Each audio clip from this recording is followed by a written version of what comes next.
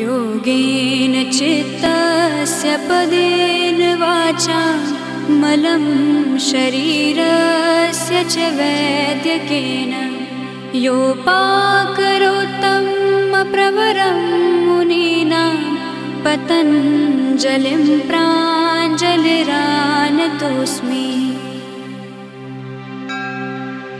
योगेन चित्तस्य पदेन वाचा मलं शरीरस्य च वैद्यकेन योपाकरोत्तं प्रवरं मुनीनां पतञ्जलिं प्राञ्जलिरानतोऽस्मि।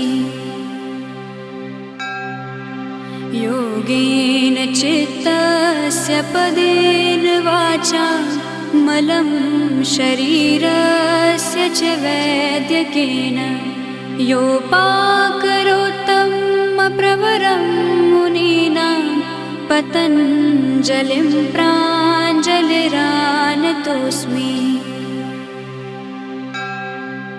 योगेन चित्तस्य पदेन वाचा मलं शरीरस्य च वैद्यकेन योपाकरोत्तं प्रवरं मुनीनां पतञ्जलिं प्राञ्जलिरानतोऽस्मि।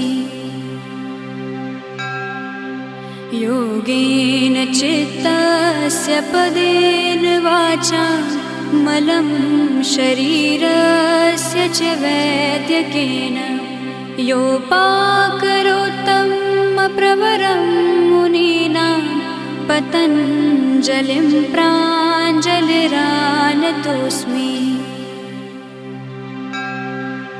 योगेन चित्तस्य पदेन वाचा मलं शरीरस्य च वैद्यकेन योपाकरोत्तं प्रवरं मुनीनां पतञ्जलिं प्राञ्जलिरानतोऽस्मि।